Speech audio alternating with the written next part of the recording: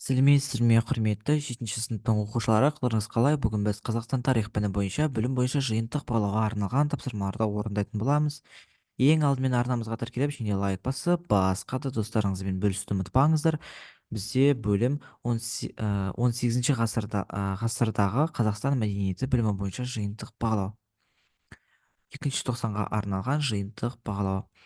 Салт дәстүрлер мен әдет ғұрыптарды сипаттап құндылығы мен маңыздылығын анықтаңыз деген. Бізде ерулік деген. Ерулік бұл бізде жаңадан көшіп келгендерге ауыл тұрғындары ерулік ретінде қонаққа шақырып дәм ұсынады. Ал бұның құндылығы мен маңызына келетін болсақ, ерулік ауыл тұрғындарының жаңа көршілерін жылы қабылдауға, жақындасуы мен достық қарым-қатынас орнатуына көмектеседі.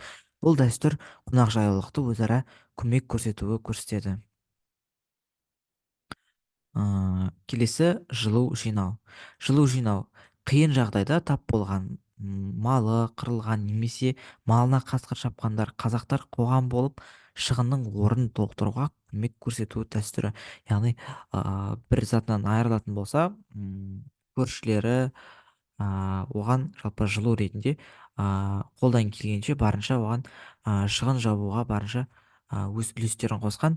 Ал бұның құндылығы мен маңыздылығына келетін болсақ, бұл дәстүрлер халықтың не деген қамқорлығын, мейірімін және ынтымақтастығын білдіреді.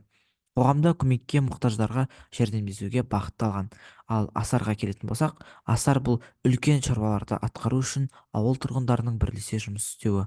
Асар арқылы адамдар қиын істерді жеңілдетіп, еңбек бірлігін сақтайды. Бұл дәстүр ынтымақтастық пен ауызбіршіліктің маңыздылығын көрсетеді.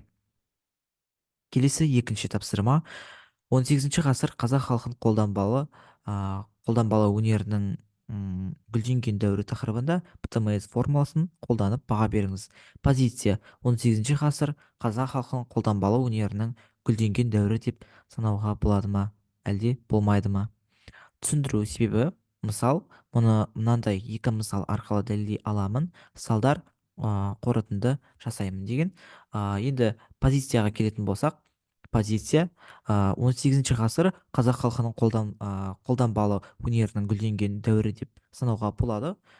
Түсіндіру: 18 ғасырда қазақ халқының қолданбалы өнері ерекше дамыды. Бұл кезеңде ұлттық нақыштағы киіз үй жабдықтары, зергерлік бұйымдар және қару-жарақтар жоғары шеберлікпен жасалды. Әрбір ұйым халықтың тұрмысы мен дүниетанымымен тығыз байланыста болып, ұлттық мәдениеттің ажырамас бөлігіне айналды. Ал енді бұның мысалына келетін болсақ, мысалы, зергерлік бұйымдар жасау өнері. Қазақ халқының зергерлері алтын, күміс сияқты асыл металдардан әртүрлі әшекейлер жасап, оларды ерекше ою-өрнектермен безендірген. Кілем тоқу және киіз үй жабдықтарын жасау. Қазақ қолөнершілері кілем, текемет, сырмақ сынды тұрмыстық заттарды табиғи бояғыштармен бояп, әдемі оюлармен өрнектеп жасаған. Салдар: қолданбалы өнердің дамуы қазақ мәдениеттің байлығын көрсетіп, оны басқа халықтардан ерекшеленеді. Ұрпақтар сабақтастығын сақтауға, халықтың ұлттық бірегейлігін нығайтуға ықпал етеді. Сондықтан 18 ғасырда қолданбалы өнердің гүлденген дәуірі деп сенімді түрде айта аламыз. Енді құрметті оқушылар, біз тапсырманың барлығын толықтай орындаған болатынбыз. Бізде дескрипторда толықтай берілген балл 11 балл. Осы 11 балдың толықтай 11 балын жинап отырмыз.